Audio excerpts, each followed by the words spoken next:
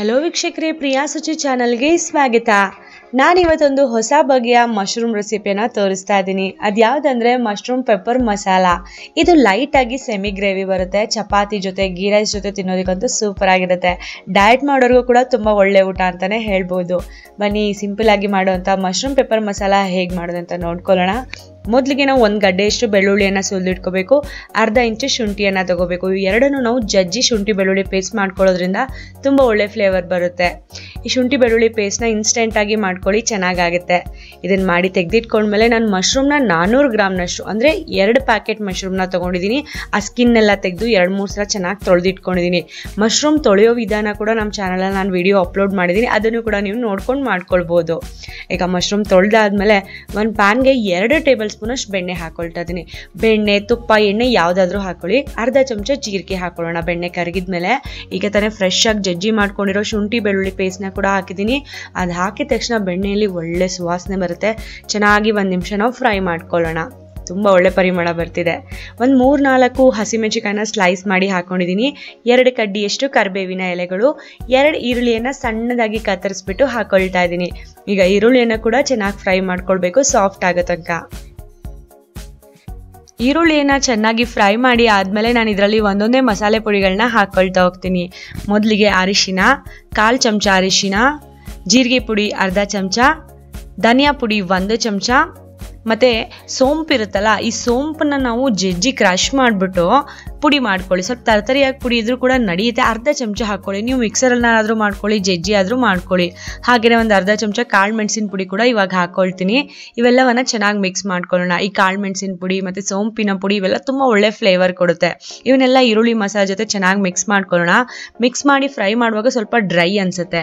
ಆಗ ಒಂದು 2 ಚಮಚ ನೀರು ಹಾಕ್ಕೊಂಡ್ಬಿಟ್ರೆ ನಿಮಗೆ ಡ್ರೈ ಅನಿಸೋದಿಲ್ಲ ಮತ್ತು ಈ ಮಸಾಲೆ ಪುಡಿಗಳು ಕೆಳಗೆ ತಳ ಹೊತ್ತೋದಿಲ್ಲ. ತುಂಬ ಚೆನ್ನಾಗಿ ಫ್ರೈ ಆಗುತ್ತೆ. ಈಗ ನೋಡಿ, ಈರುಳ್ಳಿ ಮಸಾಲೆ ಎಲ್ಲ ಚೆನ್ನಾಗಿ ರೆಡಿ ಆಗಿದೆ. ಈಗ ಇದರಲ್ಲಿ ನಾನು ಚೆನ್ನಾಗಿ ಕ್ಲೀನ್ ಮಾಡಿ ತೆಗೆದಿಟ್ಕೊಂಡಿರೋಂಥ ಮಶ್ರೂಮ್ನ ಹಾಕ್ಕೊಂಡ್ಬಿಡ್ತೀನಿ.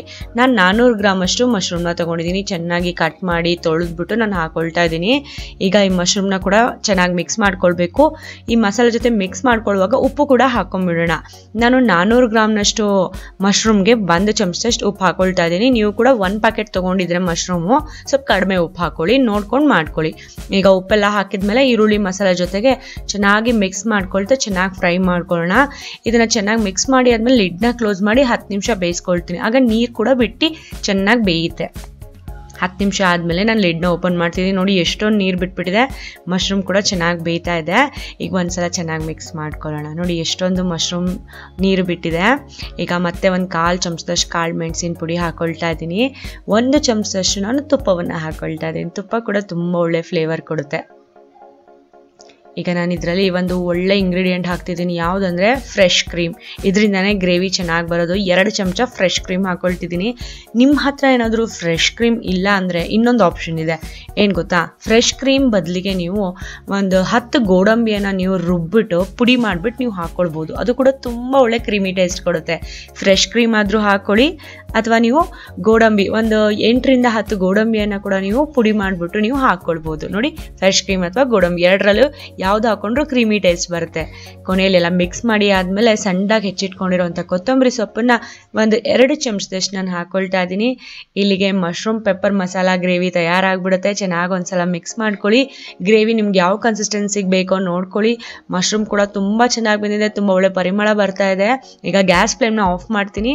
ನೋಡಿ, ತಣ್ಣಗಾದ್ಮೇಲೆ ಗ್ರೇವಿ ಕೂಡ ಇನ್ನೂ ಗಟ್ಟಿಯಾಗಿ ಆಗುತ್ತೆ. ಚಪಾತಿ ಇರಲಿ, ರೊಟ್ಟಿ ಇರಲಿ, ತಿನ್ನೋದಕ್ಕಂತೂ ಸೂಪರ್ ಆಗಿರುತ್ತೆ. ಗೀ ರೈಸ್ ಜೊತೆ ಸೈಡಿಗೆ ತಿನ್ನೋದಕ್ಕೂ ಕೂಡ ತುಂಬ ಚೆನ್ನಾಗಿರುತ್ತೆ.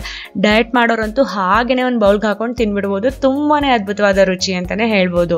ಈ ಮಶ್ರೂಮ್ ಪೆಪ್ಪರ್ ಮಸಾಲ ರೆಸಿಪಿ ನಿಮ್ಗೆಲ್ಲರಿಗೂ ತುಂಬ ಇಷ್ಟ ಆಗಿದೆ ಅಂತ ಅನ್ಕೊಳ್ತೀನಿ. ಇಷ್ಟ ಆಗಿದ್ರೆ ಪ್ರಿಯಾ ಸುಚಿ ಚಾನಲ್ಗೆ ಲೈಕ್ ಹಾಗೂ ಸಬ್ಸ್ಕ್ರೈಬ್ನ ಮಾಡಿ ಅಂತ ಹೇಳ್ತಾ ಇವತ್ತಿನ ವಿಡಿಯೋ ನಾನು ಮುಗಿಸ್ತಾ ಇದ್ದೀನಿ. ಮತ್ತೆ ಮುಂದಿನ ವಿಡಿಯೋದಲ್ಲಿ ಹೊಸ ರೆಸಿಪಿಯೊಂದಿಗೆ ಭೇಟಿ ಆಗ್ತೀನಿ. ಧನ್ಯವಾದಗಳು.